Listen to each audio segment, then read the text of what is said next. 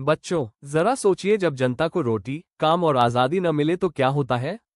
आज हम इसी सवाल का जवाब जानेंगे। पेट्रोग्राड की फरवरी क्रांति से सन 1917 की सर्दियों में रूस की राजधानी पेट्रोग्राड की स्थिति बहुत खराब थी।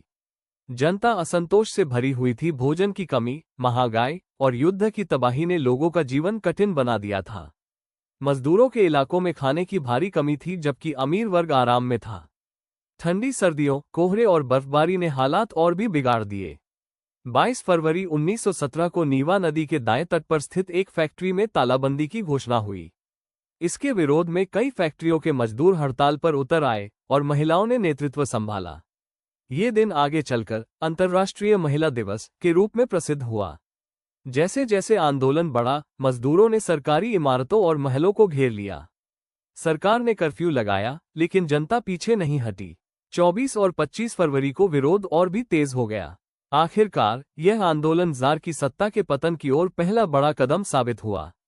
इस क्रांति ने रूस में परिवर्तन की नींव रखी और आगे चलकर यही आंदोलन 1917 की रूसी क्रांति में बदल गया, जिसने पूरे देश की राजनीतिक दिशा को बदल दिया।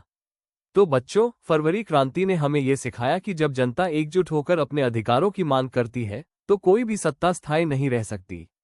सन 1917 की फरवरी में रूस की राजधानी पेट्रोग्राड में स्थिति दिन ब दिन बिगड़ती जा रही थी। जनता पहले ही भूख, महंगाई और युद्ध की मार से परेशान थी।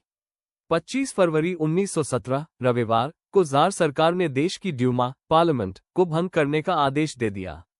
इस निर्णय के खिलाफ राजनीतिक नेताओं और जनता में असंतोष फैल गया।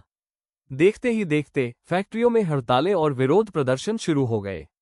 स्थिति पर नियंत्रण पाने के लिए सरकार ने घुड़सवार सैनिकों को तैनात किया, लेकिन 27 फरवरी को जब सैनिकों को प्रदर्शनकारियों पर गोली चलाने का आदेश मिला तो उन्होंने इनकार कर दिया।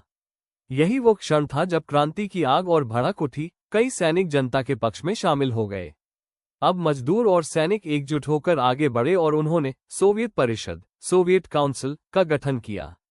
ये परिषद मजदूरों और सैनिकों की प्रतिनिधि संस्था थी।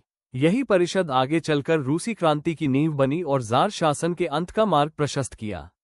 तो बच्चों, फरवरी की यह क्रांति सिर्फ एक आंदोलन नहीं थी, यह जनता की एकजुटता और साहस का प्रतीक थी, जिसने रूस के इतिहास की दिशा ही बदल दी। सन 1917 में जार शासन का अंत हो गया। 2 मार्च को जार निकोलस द्वितीय ने सिंहासन छोड़ दिया और सत्ता अस्थायी सरकार को सौंप दी। इससे रूस में निरंकुश राजशाही खत्म हुई और रोटी, शांति और आजादी की मांगों ने लोकतंत्र की नींव रखी।